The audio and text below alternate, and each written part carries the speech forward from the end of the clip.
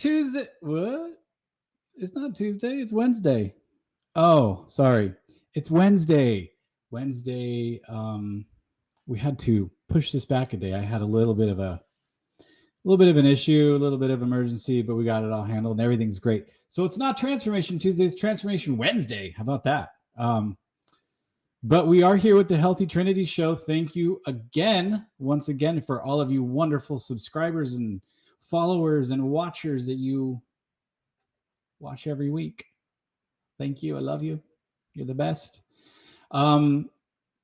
Before we get started with the show with today, this transformation, I want to touch on just a real quick thing about perseverance and just understanding yourself and not limiting your challenges. I'm sure you've heard me say something like this before, but don't limit your challenges based on what you think is accomplished, is doable.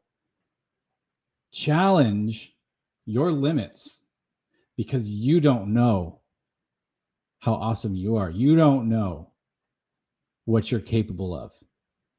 So don't limit yourself. Don't limit what you challenge yourself to do. Challenge your limits. Okay, that is something that's important. Okay, the Healthy Trinity Show. As always, it is an interactive show. So as you come on, say hello. Drop it in the comments where you're coming in from. Say hello. And as we have our guest on, if you have any questions for Amy, drop them in the chat and we will answer them live here. Okay, so as I said, our guest today is Amy Marn. She is a wonderful person, extremely funny. I always find her funny. I always find her funny when she's like not even just even talking, but like on like group chats like that we have. She's always pretty hilarious. But she's a mom who has just absolutely kicked ass when it comes to taking control of her health, making that investment. And she's one of those people that I just talked about that did not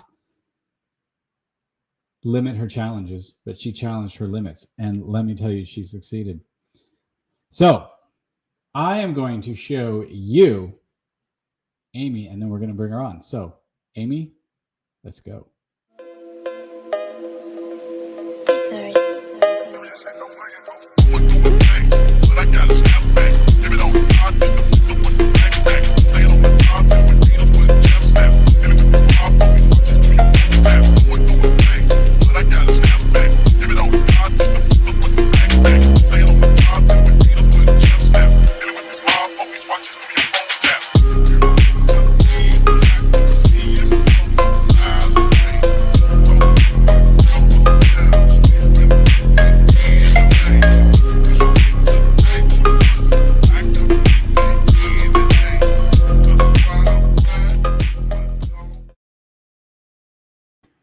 All right. What's up? Amy, what's going on, girl? How's it going? It's going. Let me tell you, it's been a long ass day for me, but it's going. Yeah, waking up at 3:45 is no fun, but you know, it is what it is, right? Yes. Yeah, it sure is. You were getting up as I was finally falling asleep. Oh, lovely. I know. Okay. Well, all right. Why is that? Oh gosh, I don't know. I think I've had some insomnia lately. Oh, Need to dig into my habits of sleeping, and I got to talk to Sabrina about some of that. Yeah. Sabrina, if you're watching, she's going to talk to you about this. We need to dig in. You know, and that's the funny thing before we get into this, Amy. When we have our habits of health that we practice to live a healthier life, anytime we start to lack in certain areas or we start to feel a little like, I need a little bit of work, we know exactly how to dig into that and dig deeper. That's the good thing. Not only do we have resources, but we are resourceful and we know how to use those. So, oh, I like that. Yes. You're on track. I write that one down. Yeah, I already started taking notes when you were talking before I came on. Don't limit your challenges. That was gold. Yeah. Right? Like, yes, Yeah. yes, that's I right. do what I could do here. All right, Amy. So let's dig into you today because you are our special guest. You are our Transformation Tuesday. First thing I want to know, and what everybody wants to know, is, I introduced you as a mom who, literally just said one day, screw it, I'm doing something different here. And I think there's a lot of people out there that can relate to that kind of thing. So if you could share your story with everybody, I'm sure it's going to resonate. So the stage is yours. Let's hear your story. I'd be happy to. Gosh, I can't believe it's been 4 years. So June is actually we always talk about our health anniversaries. Anniversary. June's my month. So June 1st, 2018 is when I started actually making the changes. I made the decision before that, but spring of that year is when I found myself, feeling like enough is enough. But I didn't even know what enough was. So if I rewind to that point in my life, I was a fairly new mom. So like 4 years ago, my son was 6 and my daughter was 3. She was only 3. And, so you're still pretty new. I mean, you're 6 years in, but I still felt like a new mom. And, you're getting your feet under you. And one of the things that it's like, someone who works in healthcare taking care of other people are so often going to put themselves on the back burner. And we all know that parents do the same. It's not just moms. We all know that parents do the same thing. Your kids are everything, and you're putting your blood, sweat, and tears into raising them and making the right choices for them. And, there were some things that happened in the years preceding 2018 that, set me back mentally, set me back physically. And that spring, I was at about the heaviest I had ever been. I was coming out of some diagnosed and treated depression. And I just remember feeling like I couldn't fit into a lot of my clothes. And I worked a corporate office job. And I was a recruiter in my past life. And so I would often be also going like out to job fairs and different things. And I just was uncomfortable all the time. And it didn't matter what I was wearing. But when you're in like sweatpants and t-shirts, which is my normal at-home attire, you don't notice it as much. There's forgiveness there. But when you're putting on your business attire, it's, and the bigger size clothes were the ones that were making me feel uncomfortable. Plus I'm cheap and I'm lazy when it comes to shopping. I'm not a big shopper. So I was not interested in spending money on, larger size clothes. Yeah. But the number one catalyst for me was energy. My energy was in the tank. And I just remember coming home from work Monday through Friday, and I felt like I had nothing left, and it's not like I was, my husband works manual labor jobs, and he is one of the hardest workers I have ever met in my life. And when he comes home, he's doing the dishes, he's getting a load of laundry going, he's playing with the kids, his energy level just never stops. And, when I looked at him at the time, and I'm sitting on the couch and I feel like it's all I can do to get up and get food for them, to feed my kids dinner. Took every last ounce of energy I had in the evening. I'm like, okay, there's got to be more to life than this. This is not how I was meant to live my life. And this is not the mom that my kids were supposed to have.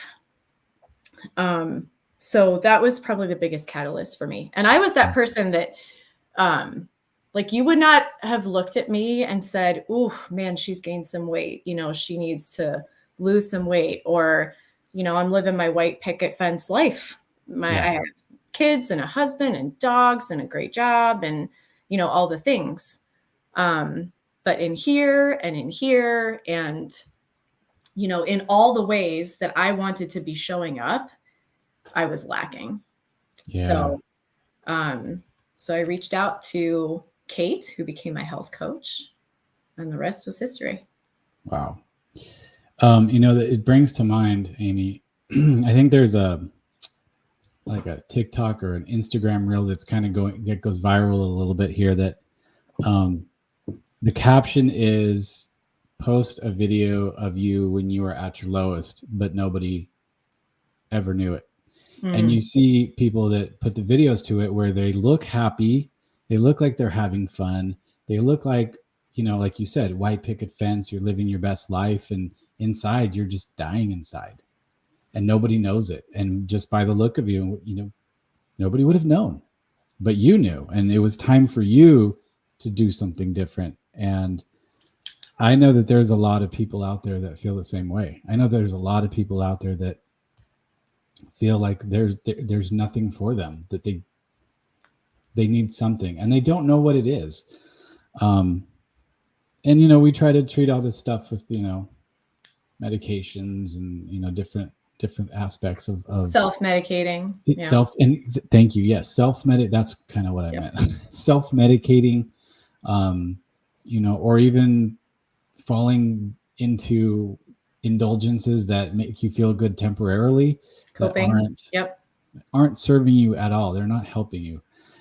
So you said you reached out to your health coach, Kate. Now, once you started this program, once you got on, tell me how this transformation started. Did it start first? Because I get different answers with this. Did it start first with physical, your body was transforming, or was it your mental state and your mind that was transforming? Which one started to kind of go first for you? So for me, it was physical. And I mean, knowing what I know now and looking back on it, I think that's probably because that's where my intention was set. Okay. I went into this and I never saw myself, like I didn't feel like I had a problem with, stress eating or emotional eating or self-confidence or like any of that sort of thing. Mm-hmm. I had a lot of mental work to do, a lot of mindset work to do, but I didn't know it. Yeah. So it was the physical part. I wanted to lose 20 pounds. That was my goal. And I remember, in fact, I think I still have the original text message saved that I sent to Kate, but she had been posting things on Facebook. And I remember reaching out to her going, all right, I don't know what you're doing, but I gained my freshman 15 at 30 some years old after 2 kids and then some. And I don't want to spend a lot of money. And I don't even know that I'm willing to commit to something, but yeah. I would like to hear more about what you're doing, because I know something has to change. I cannot continue to do this. So before we get away from that, I want to know something. You had said, I don't even know if I can commit to it. I don't want to spend a lot of money. I don't want to do this. I don't want to do that. It sounds like a lot of negative talk that you already. Were you open to this, or was it just kind of like, were you limiting your challenges already? Probably limiting my challenges. But I was open to it. Mm-hmm. In all honesty, I can't tell you why I said those things, other than, I was in excuse mode. Yeah. I was in excuse mode. And I guess not knowing what it was that she was doing. I don't know. And Kate and I, at that point, we had gone to the same college. We had studied abroad at the same place at the same time together. We were in the same sorority, but we weren't close friends. And so I think I also too kind of wanted to set up this, like, I don't want to hurt your feelings if I end up not doing whatever it is you're doing, right, kind of thing. Yeah. So, but she was amazing. She still is amazing, but she was very genuine and very helpful, like just answering questions and just sharing like what this had done for her.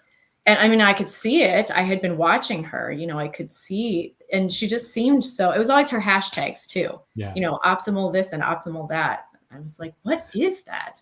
What is that? What? Yeah, what is that? So These may or may buzzwords not you be use. why my hashtag is always optimal Amy. But Optimal Amy, that's right. it's me. And that's where it was born from. Yes. Yeah, there you go. Yeah. Thank you, Love Coach Kate. But yeah, so I don't know exactly why I kept throwing those things out there to her, or not kept, but you know, why I said those things. But I think I was keeping it kind of at an arm's distance. But Okay. I'll tell you what, the minute she described for me how simple this was going to be, the physical side of it.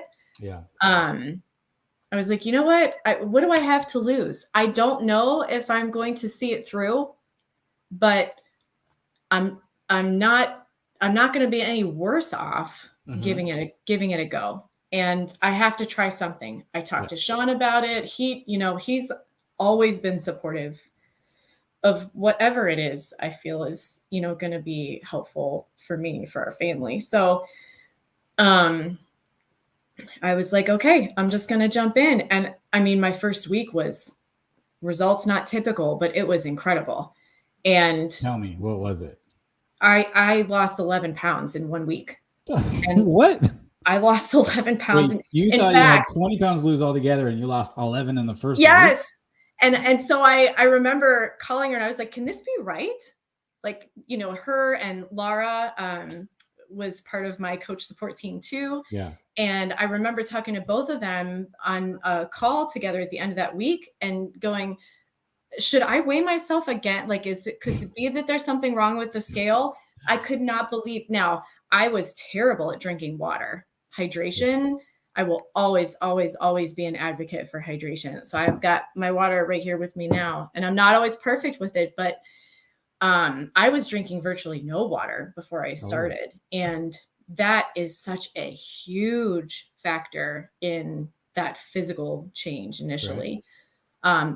But my first lean and green meal was a buffalo chicken salad. And I remember telling her, if I can eat buffalo chicken salads and brownies all day long and drink some water and lose 10 or 11 pounds in a week, sold. Done. Let's do this. I'm good. Now, I mean, it was between a half a pound and a pound and a half, maybe each week thereafter, until I actually surpassed my goal. We had a family vacation planned early August that year. And my goal was to lose the 20 pounds by that vacation. I was at 24 pounds down by the 2nd of August, from June 1st to August 2nd. Wow. And that was that summer, I had to travel for work more than I've ever had to travel for a job, in some very stressful environments. I'll never forget going to Texas. And that was a very stressful work trip for me. The funny thing was, that was when I really started to understand what a coach and what coaching support was going to mean for me. Right. Because I will tell you, I was at a hotel in Houston and had a really, really stressful day. And, the options at the hotel for food were limited. I chose a salad for dinner that night. It was the best option for me. It was, I ate it, no big deal. And then I went down to sit by the pool for a little while and I said, you know what, screw it. I'm getting a hot fudge brownie sundae. And I ordered the thing and I ate the thing. And not even 2 minutes after I was done and set the spoon down, I texted Kate. Yep. And I said, I think I just fell off the wagon. And she was like, what do you mean? And I said, well, I just ate a hot fudge brownie sundae. And she said, okay. And it was the next words. I come back to these words when I'm talking with my own clients. I come back to these words with myself. She said, okay, well, here's the thing. There's no more, you're not on a wagon anymore. There's no wagon to fall off of. You made a choice. In 2 to 3 hours, make another choice, fuel your body well, and go to bed, and don't lose sleep over it, And it was like this weight just came off my shoulders. Wow. And I realized in that moment, this isn't about I'm not going to fail if I make a choice that's not perfect every time. And I don't have to worry about letting her down. That's a big deal for me. What other people think. That's part of the mindset work that I've had to do a lot with. But anyway, I could go on and on. But no, that mindset change right there, when you had that moment to where, like you said, the coaching accountability, the coachable moments like that, where you do something as simple as change the terminology. Instead of saying, there's no more wagon here. Yeah. You made a choice. Now let's follow it up with a good choice. And it's something as simple as going, oh, well, shit, you're right. Like, yeah, it's as easy as that. And a lot of those hangups go away. A lot of those people but a lot of those times when we think all is lost, or I let somebody down, like you're saying. And that's why I feel most people don't stay close to your coaches, because they don't want to let you down. But a simple change in terminology, a simple change in a shift in your mindset can make all the difference. Yes. What was one of the other big mindset shifts for you that helped you along the way? That summer, or just overall in the last 4 years? Yeah.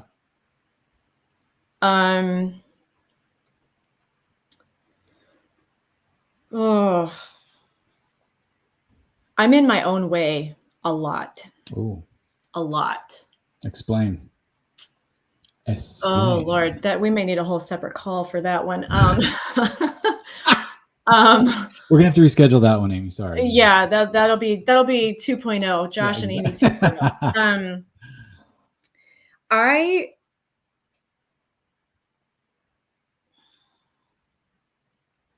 I am my own worst critic. Mm-hmm. And have you ever read any of Ryan Holiday's books? It's Ryan Holiday, right? Yeah, Ryan Holiday. He did, I have them right here. Ego is the enemy, the obstacle is the way, stillness is the key. You ever read any of those? Yeah. I know of them. I've read one of the 3 so far, and the one I read was Ego is the Enemy. And I remember Annika Rutherford talking about this at one point, and I had that on my list to read for the longest time. And once I read that book, I realized that ego has been a very, very big part of my life. And I wouldn't not have described myself as egotistical or, it kind of, you feel this like defensiveness come up when you realize these things about yourself. Yeah. But it's so, so very true. And I'm even finding it now, in my coaching work, in my parenting, in how I'm showing up in my marriage. And I also now, within the last year, have started to do some ministry work. And I see it there a lot too, that 99% of the time when something doesn't feel like it's clicking, whatever it is, whether it's with regard to other people or a project that I'm working on or whatever, personal goal, ego is involved. Really? And yeah, I make things about me that really aren't about me, caring what other people think about what I'm doing or not doing, saying or not saying. That's me. My need to have control over a situation, particularly when it comes to my kids, and we all know that there is no control over the situation when it comes to parenting. Nope. So, and that gets in the way of so much of what I set out to do. And, when you're in the business of serving people and ministering to people and helping people, showing up for people, it's not about you. It's never about you. And when you make it about you, that's when, you start to throw a wrench in the whole works. So I don't know if that was vague or if that made sense, but. Well, I'm going to throw you a curveball right now is, we're talking about being of service, serving people and having a heart to serve. And, that's putting others first.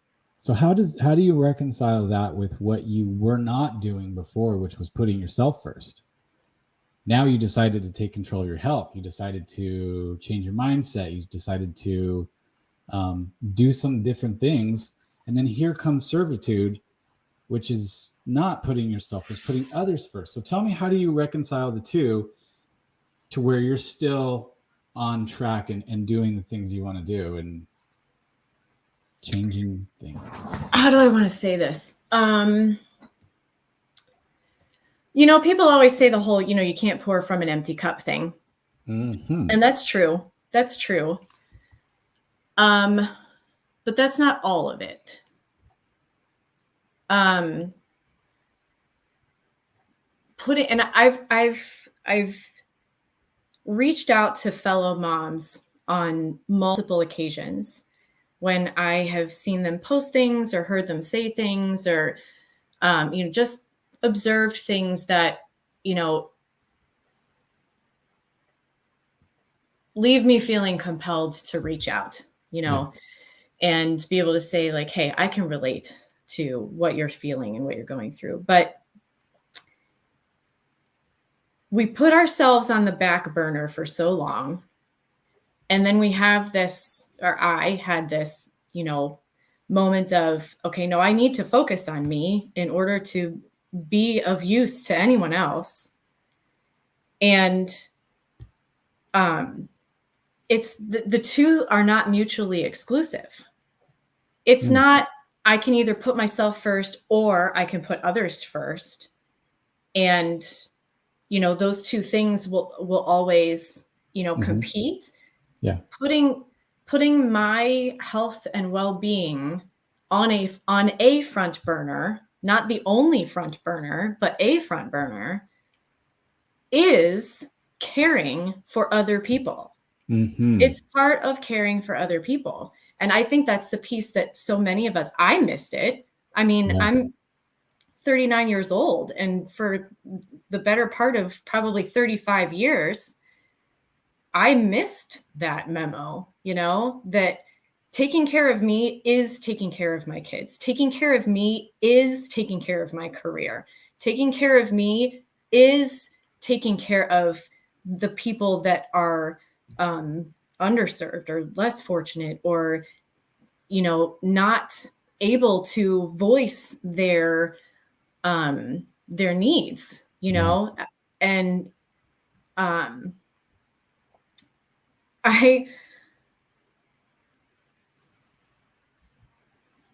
I've heard a couple people say, so Dr. Anderson is one, and shoot, I'm going to forget the guy. Oh, what is his name? He did a thing on like 12-step programs, and he's like always using the profanity and God, I cannot think of his name. I'll think of it after this call. But anyway, Russell Brand, I think. Comedian? No. Wait a minute. You're gonna look him up right now? Yeah. Russell Brand. Yep. Comedian. Okay. Yeah, you're right. So anyway, but they talk about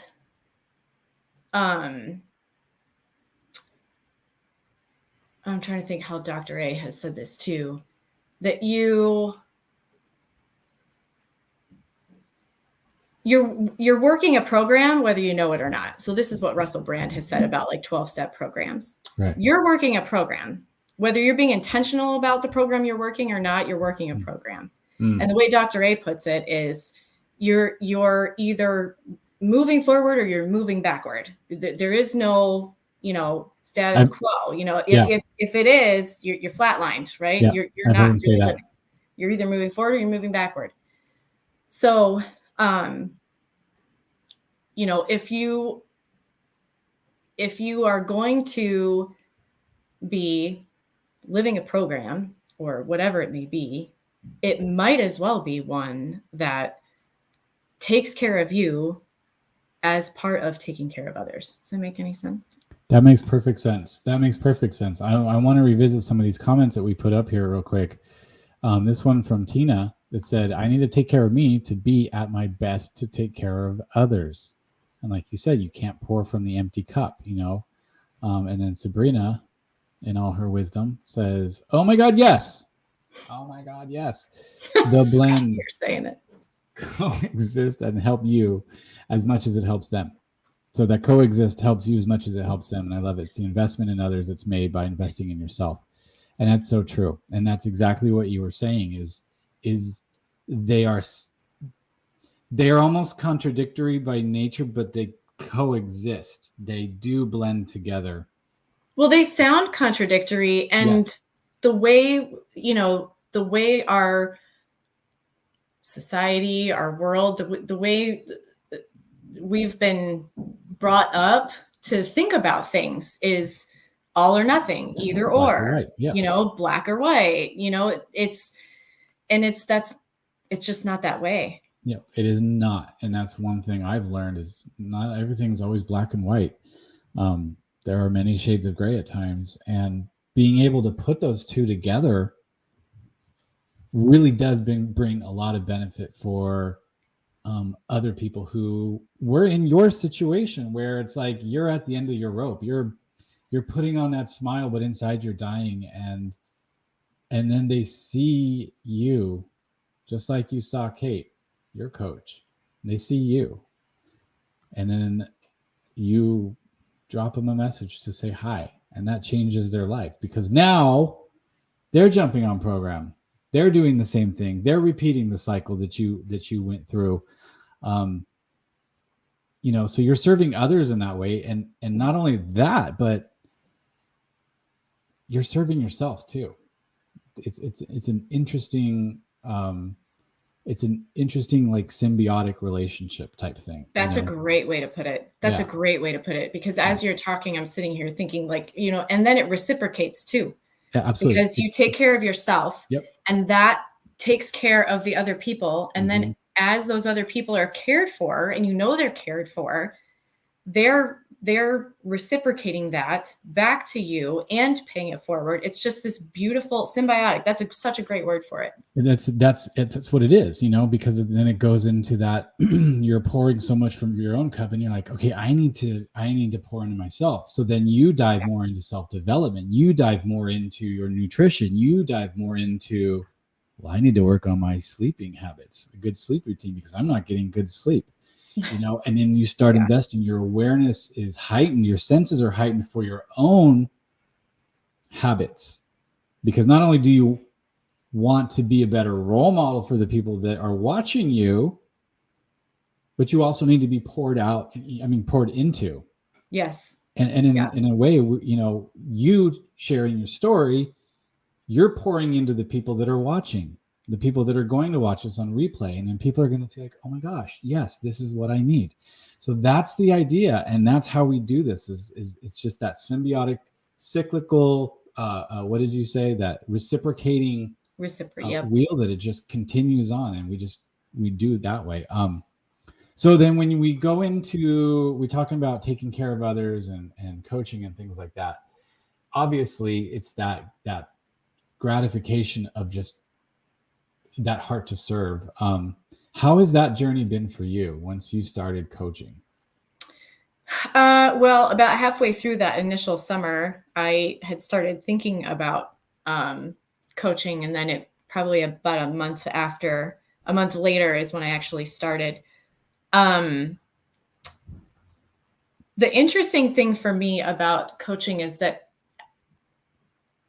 I don't know if I could have articulated this in the beginning. And I don't know at what point I really came to this realization, but that is coaching for me is every bit as much a part of my own program and progress as what I'm eating, what I'm drinking every day, the exercise, the healthy motion that I get in, sleep habits. It's an integral part of my journey, because what it reminds me, this is like the reciprocation too. I started coaching and I thought like, okay, this worked for me. I know this could work for other people. I could think of probably about 50 people right now off the top of my head. At the time, this was my thought. that could benefit from this, and you're so, well, first of all, you're either in fat burn or coming out of fat burn, and you're like, oh man, your energy is through the roof and your excitement about it is through the roof. But also, I mean, there's people that you care about that are hurting. And so I thought, man, I could really help people. But what I did not expect to happen was that as I helped them to move through and break through limits they were putting on themselves and their own challenges, it was bringing up new ones of my own. Mm. And I will never forget thinking to myself, like, this is not, you read in the life book, you read in, and it doesn't even have to be the life book or specific to this program, but you read in books like, always be growing and always be, becoming a better version of you today than you were yesterday and all of that stuff. And it all sounds great and inspirational, but at the end of the day, all those words really meant to me was like, where's the end? What's the destination that I'm trying to get to? With a weight loss goal, it's easy. I want to lose 20 pounds. That's the end goal, right? But with the rest of it, it's not clear. And that's because there isn't any. There isn't a destination. Right. It is the how do I want to say this? It's the evolution. Yeah, that's It's the evolution of this. It reminds me of something, Amy, is I'm a martial artist I didn't know that. By nature. Yeah. I'm a 4th degree black belt in Kempo karate. So once you reach a certain Remind me not to mess with you. Yeah, don't. I don't do it. I highly suggest against it. Once you reach a certain level of black belt, you can't go any farther until you become, or until you teach. Yes. Until you are a teacher, because you've reached the pinnacle of that type of stage where you're following and learning the moves and understanding them. Now, when you teach, it takes you to that next level of understanding, takes you to that next evolution of what you're doing, and you see it differently. You see it in a different perspective when you have to teach it or share it, right? You just look at it you just shift it. You shift the way you're looking at it, and you're like, I can't believe I missed this for all these years in my own journey or in my own when I'm doing my moves. Now I see it differently. So you can't reach a certain level until you start giving back, until you start sharing, until you start teaching. And like I said, it's that evolution of this is where I started to discover ego about myself too. Yeah. Because I thought, like, okay, I have all this knowledge and I was successful with this on the physical side, and now I get to help other people, and placing this, very high expectation on myself to be able to do it. And then I had these beautiful moments where my clients would actually start to coach me. They didn't know they were coaching me. I love that. But I love when that happens. In those conversations, like, yes. And I was Absolutely. like, whoa, wait a minute. How did I not think of it that way? Yep. And there's a little twinge of like, oh, I should have known, or this must mean I'm not there yet. I'm not good enough yet to be leading someone else in this. And that couldn't be any farther from the truth. It was just a great moment. I've had lots of great moments like that. Yep. So, and you have a lot of them now that you have that evolution, like now that you're giving back. You're not going through that initial stage of your journey, like you said, the weight loss type of thing. It's more of a, you're helping others and you're seeing it differently, and wow, now boom, like just blows your mind. So that's the evolution of, like you said, your journey. Like it takes that next step. So that's that to me, that was the greatest thing that I did for my health, was decide to give back and start paying it 100%. Forward to people, the evolution, seeing it different. And then when it comes to that aspect, not only are we just helping people too, but when we talk about dropping the ego, let's drop the ego right now and talk about, we get paid for that. And that is an amazing part of it. When you're a health coach and you give back, we get back too. So that's something that's not only good for our soul, but it's also good for our hopes and our dreams and what we want to do in life, because we all have these goals, and some of them are monetary. Some of them are, I want to start a college fund for my kids, or I want to save up to buy a house. And I don't know how many people I've had on the show that are like, yeah, we actually made that happen. We saved up the commissions that I was getting from this, and now we're buying our dream home. We're buying our first home, or I'm buying a brand new car for the very first time. I'm sending my kids to college. I'm finally, buying, a new wardrobe of smaller clothes because I can fit into them. Like those type of things is what when we give back, we're also taken care of. So we can't forget that aspect of this as well. But again, it's that heart of servitude where we're just saying, I want to give back. I want to help others. I want to, people that are near and dear to my heart, or people that are just afraid to reach out. I want to show them that something's possible here to do. I want to show them that they're capable of so much more, and have them stop limiting their challenges. And that's the greatest thing to me, is when people will finally reach out like that. And I know you've helped so many people through that. I've seen your posts on social media and things like that of your own clients. So bravo to you, Amy, for continuing with that journey and that evolution. So Thank keep you. on doing that. Anybody have any last questions for Amy before we go? Okay, Sabrina's going to say one more thing. My favorite thing about Amy is that she's always willing to self-reflect, willing to be coached, and willing to do something different even when it's uncomfortable. And that, I will say, is amazing, when somebody has the ability to self-reflect and drop their damn ego. And I love the way she says that too, because it's not just because you can self-reflect yourself to death, and you can just ruminate over, all that you can really beat yourself up by just doing the reflection piece of that. But it's the action piece that I was about to say I've never been good at. But what Sabrina has helped me reframe is to focus forward. It's the action part that I'm focusing on now. So I'm not worried about what I used to do with that.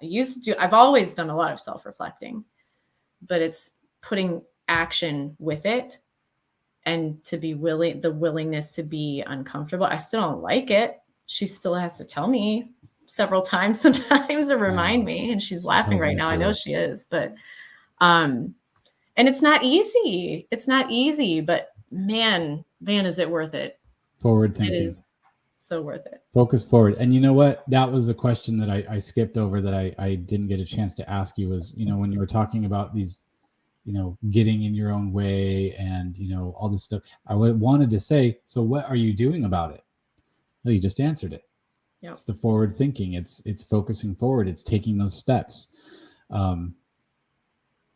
So anyway, that ending piece was, it circled back to what I wanted to talk about earlier. So I'm glad we got to that. But okay, Amy, I appreciate this. This has been, there was a lot of great things that I took away from this, and I know that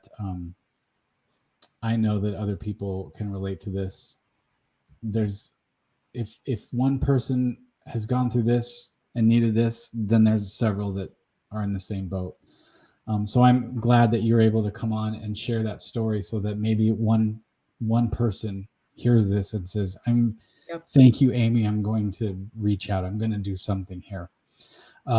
Any shout outs you want to give to anybody, Amy? Man. You want to say before we wrap this up? Like, I could rattle off so many. So my mom is Tina, that was commenting earlier. Okay, good. I can't shout anyone out without shouting her. She, I am who I am because of her. Yeah. Sabrina, of course, Kate, Laura, Carol Ann. I mean, there are so many people. Every single client I have ever worked with, thank you. This was awesome. Totally honored to be I'm glad you asked came on. to do this. And I'm stoked to see more of your episodes. And